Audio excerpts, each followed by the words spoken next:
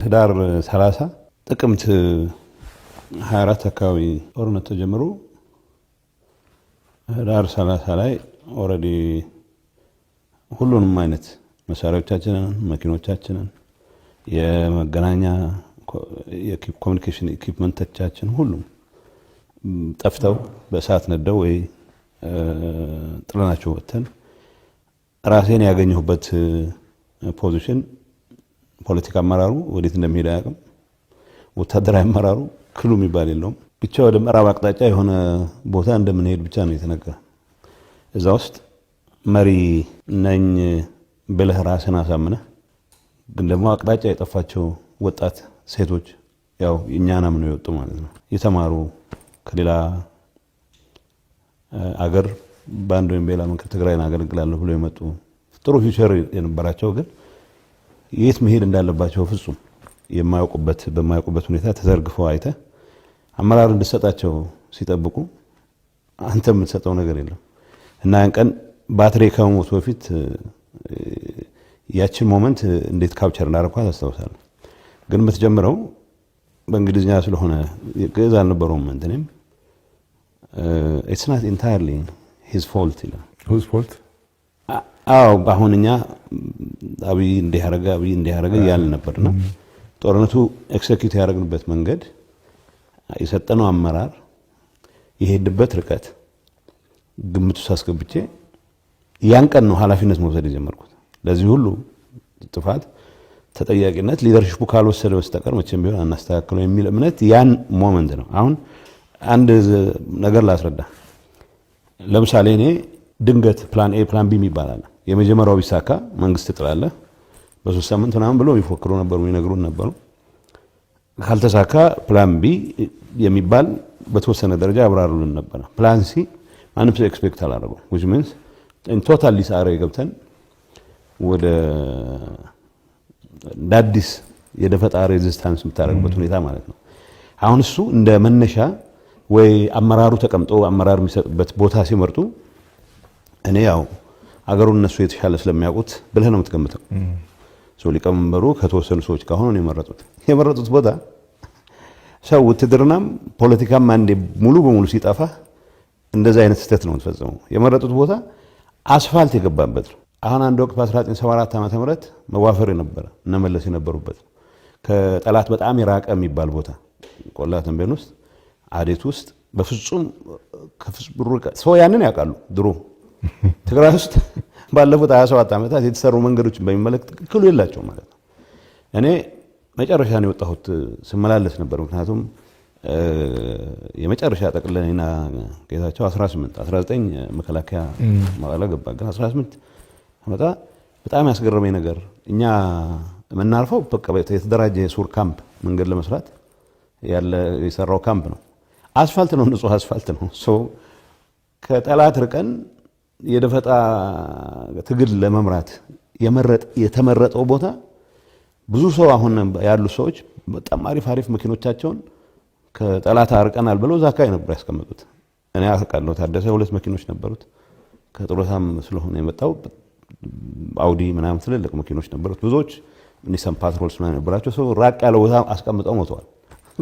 ኢንፌክት ግን አይ ዶንት ኖ የኤርትራ ሰራዊትን በሰሜን በኩል ይመጣል፣ የመከላከያ ሰራዊት እዚህ ያለ ከአክሱም አቅጣጫ ቢመጡ ሁላችንም በቁጥር ስር ማዋል የሚችሉበት እድል ነበር። ስለዚህ ሞመንት ህዳር 30 የተሰማኝ ተስፋ መቁረጥ ስሜት ግን ደግሞ የወሰድኩት የኃላፊነት ሞመንት ነበር።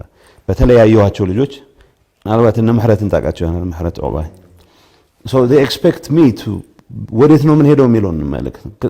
ያን የሚሰማ ኢምፖርታንስ መሪ ነኝ ብለህ ማሰብ አንዱ እሱ ነበር። ሌላኛው ይዛለት ነው ባክስ ቱ ስቶን ይጃልከው እሱን አሁን ልነግርህ ነው። ከዛ ስልኬ ተጓዝን ወደ ምዕራብ አቅጣጫ ነው። አዴት ወንዝ ትግራይ በጣም የሚገርም ወንዝ የሌለበት አካባቢ የለም። አሁን ሰው አይመስለውም እንደዚህ። እኔ እንዳው መጀመሪያ ምናልባት ተሳክቶልን በሰላም ከተመለስን ዋናው ትኩረታችን የወተር ሪሶርስ ዴቨሎፕ ማድረግ አለብን የሚል ኦብሴሽን ነበር። በሄድክበት ቦታ ብዙ ውሃ ነው ያለው። ግን በዛን ሰዓት ውሃነቱ ሳይሆን የሚታየው እንቅፋትነቱ ችግር ውስጥ ነው ያለው። በእግር ነው የተጓዝን ያለው። መኪኖቻችንን ይዘን አንዳንዱ አልጋውን ይዞ ይጣል ማለት ሬዚስታንሱን እኔና ጌታቸው እኮ ለዋና መምሪያ የምንቆይበት ሚዲያ ምናምን ስለሚኖረን ብለን መጽሐፍቶች ሁሉ ይዘን ወጣ ነው። መኪኖቻችን ሁሉ ድሮን አቃጠላቸው። ሰው በእግር ነው ጉዞ።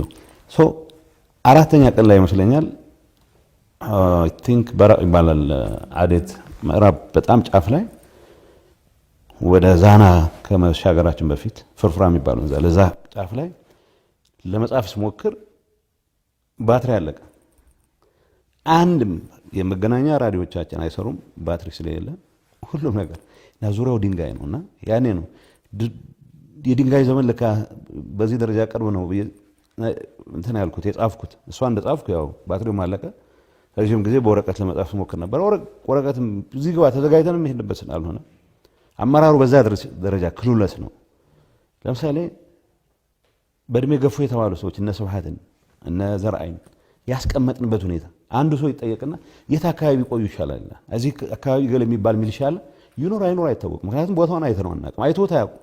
ድሮ 74 ሲታገሉ በነበር ጊዜ የሰሙትን ሚሊሻ በህይወት ይኖር አይኖር ሳያውቁ እሱ ቤት ስብሐት ይሄድ እነገለ ቤት እነ ስዩም ይግቡ የሚል ሬክለስ ውሳኔዎች ነበር ሲወሰኑ ነበር። ሶ የድንጋይ ዘመን እኔ መግለጫ ሰጥ ነበር። አብይ ወደ ድንጋይ ዘመን ሊመለስ ነው ያልኩ ስፎክር ነበር መጀመሪያ። ግን የድንጋይ ዘመን እዛው ቅርብ እንደሆነ ያንን ያዩት ቅርብ ነው።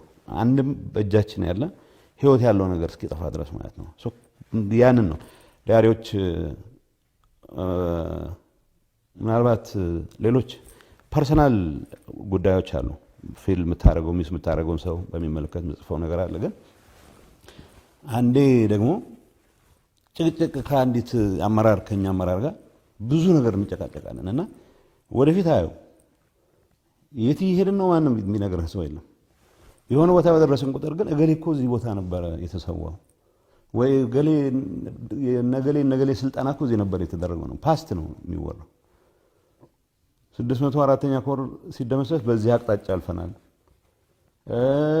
75 ዓመተ ምህረት እንዲህ ሲደረግ በዚህ በኩል ሄደናል እና ያኔ ምን አስታውሰኝ ያነበብኩት ገብርኤል ጋርሻ ማርኬዝ አሪፍ ደራሲ ነው። ኖቤል ሎሬት ነው። ኮሎምቢያዊ ነው እና 100 years of solitude መጽሐፍ ነው። እዛ ውስጥ አንዲት ጠንቋ ያለች ካራክተር ፒላር ተርኒየራ የምትባል እና ጠንቋዋ ማኮንዶ የሚባለው ከተማ ውስጥ ሀብት በሀብት በሆነ ጊዜ ሁሉም በኢንሶሚኒያ እንትን ሆነ። ሰው የሚያስጠነቁል ጠፋ። ፊውቸር ገንዘብ አለው ሁሉ ይዝናና ይደሰታል። ግን በአጋጣሚ በጣም ከመዝናናት ብዛት ያን ሰፈር ምንድነው ኢንሶሚኒያ የእንቅልፍ ማጣት ፕሌግ ወረርሽኝ ገባበት። ሰው ብዙ ሰው ቤቴ ብሎ ሰው ቤት ይገባል። ወንበር ብሎ ጠረጴዛ ይገዛል። ሰው የተምታታ ነገር ተፈጠረ። ሰው ፒላር ተርኔራ ድንገት ገበያ ያደራላት ሰው ፓስት ነው ፊቸር ነው የሚጠነቁለው። እሷ ፓስት መጠንቆል ጀመረች እና ለራሴ የጻፍኩት ዳያሪ የኔ ጓዶች አንድም ፊቸር ማየት አይችሉም ፓስት ነው የሚጠነቁሉት የሚል ነው የጻፍኩት አለ። ኦልሞስት እኔ ወደ 1000 አካባቢ ፔጅ አለኝ እንደዚህ በየቀኑ ምጽፈው በየቀኑ ነበር ምጽፈው።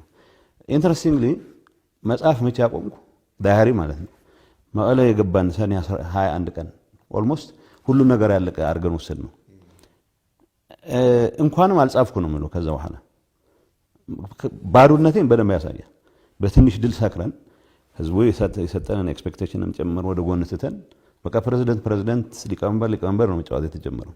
ሁሉም አዲስ አበባ በቅርብ ጊዜ እንገባለን ወደሚል እንትን ገባን። ብዙ ሰው ወታደሮች ሳይቀር ያ ነገር አያስፈልገንም የምንይዘውን ይዘን ወደ ድርድር ብንገባ ይሻላል ትንሽ ክፋ አድርገን የሚል አቋም ሲይዙ ፖለቲካል ሊደርሺፑ እንዳልኩት የፓስት በሌሎች አመራር የተፈጠረን እንድል የራሱ አድርጎ ይወስዳል። እርግጠኛ ሆነ ለዛም የመጠን ኢንሳይት የለውም፣ ለዛም የመጠን ብቃት የለውም።